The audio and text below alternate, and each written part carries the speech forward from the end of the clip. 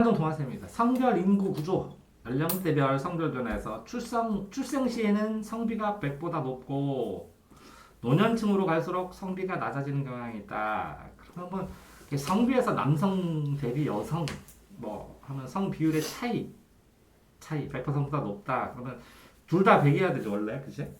근데 100%보다 높다. 그러면은 이 편차가 심하다는 거죠, 남자가.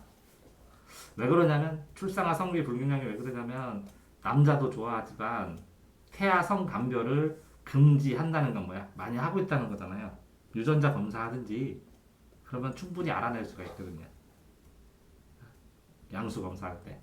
노년층으로 갈수록은 왜 남자가 많았었는데 남자가 많이 일찍 죽어요. 여자보다. 평균 연령이 훨씬 적어요. 여자는 살아남고. 그럼 나중에 거기서 비슷해져요. 이해됐죠? 한 6, 7년 남자가 일찍 죽지 않나? 평균 연령 보면. 지역별 성비를 보면 남성 종사자가 당연히 높은 이게 제철 이런 데는 남자가 더 많겠죠. 조선공업 이렇게. 왜 혼자 일하는 사람도 있으니까. 군부대는 당연히 남자가 많겠죠. 그렇죠? 근데 낮은 곳은 여성 종사자가 비중이 높은 서비스업이나 이런 데는 훨씬 여자가 많겠죠. 그 다음에 이촌 향도를 했을 때 촌에서 도시로 간다는 거잖아요. 그죠? 근데 남자하고 여자에서 남자는 그래 가라고 일하러 가라고 그러는데 여자는 잡아둘 확률도 있죠. 그러면 청장년층일 때 여자는 머물고 남자는 갈 확률도 크다는 거죠. 똑같이. 인구유치 활발한 촌락. 결혼정년기 연령층은 성비가 매우 높지만 고령 여성층의 비중이 높아서 그러니까 유출이 활발하니까 나간다는 거잖아요. 시골에 할머니들 엄청 많아요. 시골에 할머니들. 자, 어쨌든 결혼정년기는 성비가 매우 높다. 그러면 결혼정년기는 그 남자가 딱 살으니까 그지? 결혼해서 사는 부부라는 거지. 부부가 있으니까 이 부부는 상관없다는 거지. 근데 결혼정년기에서 남성 시골에 가면 할머니들이 많고 혼자 사는 남자 결혼 못하고 되게 많아요. 그러면 뭐라고요? 저기 이제 동남아나 아니면 저 타국하고 제3국하고 결혼하는 경우도 되게 많다고. 이해돼요? 저출산 고령화, 저출산 급속하게 인구 급속한 성장으로 1680년대까지 이렇게 경제 개발 한참 될 때 이때 너무 많이 늘으니까 억제를 했어요. 산하 제한 정책. 근데 2000년부터는 출산율이 낮아지니까 앞뜨거라 하면서 출산년 장려 정책으로 돌아섰죠. 자, 이거 보세요. 60년과 80년대가 최고로 이게 경제가 계속 발달할 때예요. 급격하게 발달할 때.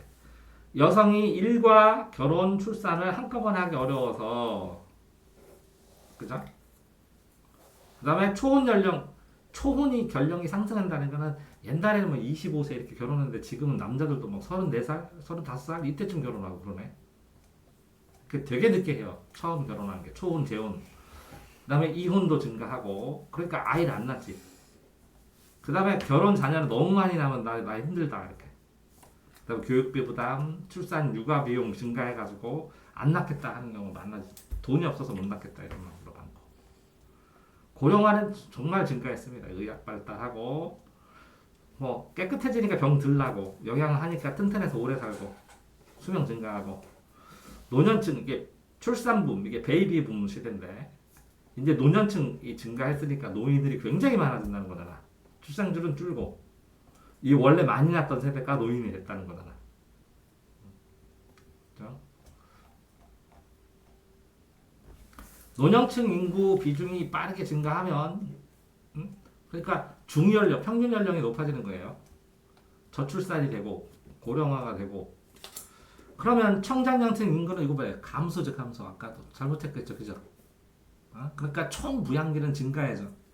무슨 얘기냐면 총 부양비 노인이나 어린이는 부양해야 되잖아. 얘네들이. 근데 이 인구수가 증가해. 이거는 줄었지만 이 줄은 거에 비해 이게 더 많이 증가한 거라고.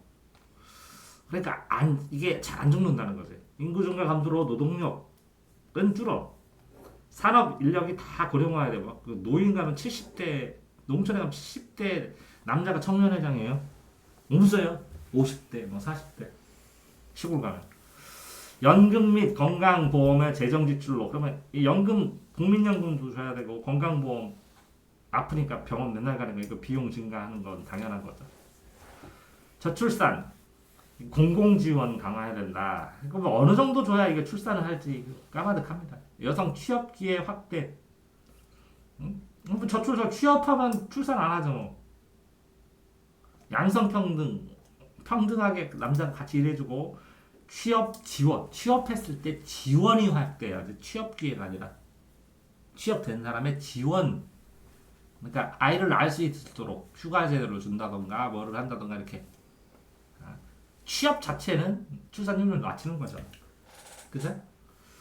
자, 고령화돼서 노인의 일자리 창출하고 직업 재교육하고 재교육 항상입니다. 고령 친화적인 환경 조성하고 좀 다닐 수 있게 복지시설 만듭니다. 외국인 이제 근로자 들어올 수밖에 없어요.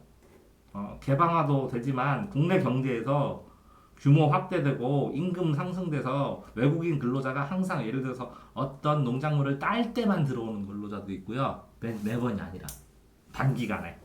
그래서 왜 이건 농작물을 딸 때만 수확할 때만 필요할 때도 있어요. 그래서 심어놓고 기르면 나중에 손으로 다 따면 딸 때만 들어와서 한 달간 따고 가고 이렇게. 국제교류가 증가했습니다. 저출산, 고령화, 고학력, 학력 높아져가지고 이게 안 하려고 그래요. 이렇게 3D 같은 경우에 어렵다고 하는 거.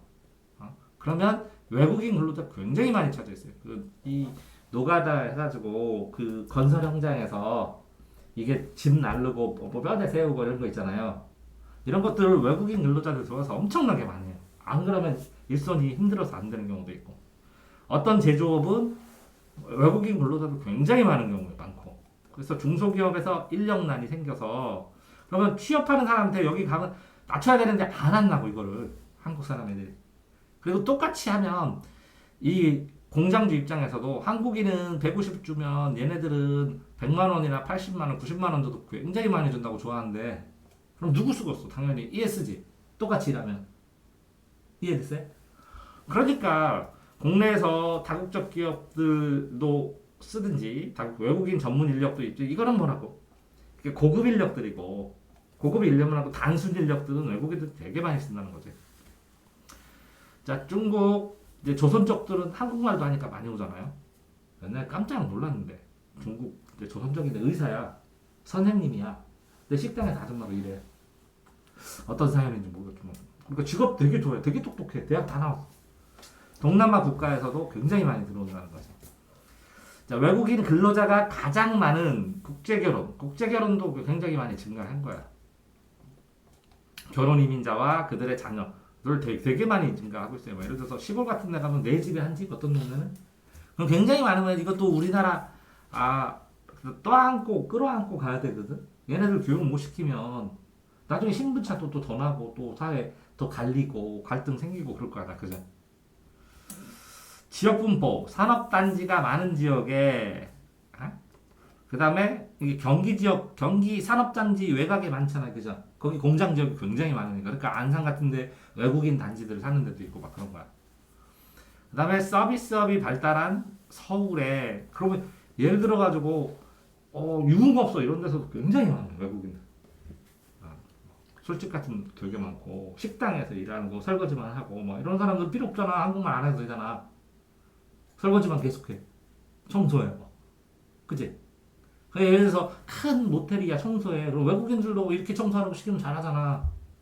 인건비 싸잖아. 그럴 거 굉장히 많겠지. 한국 사람이 거기서 맨날 그 늦은 시간에 그거 하고 없어?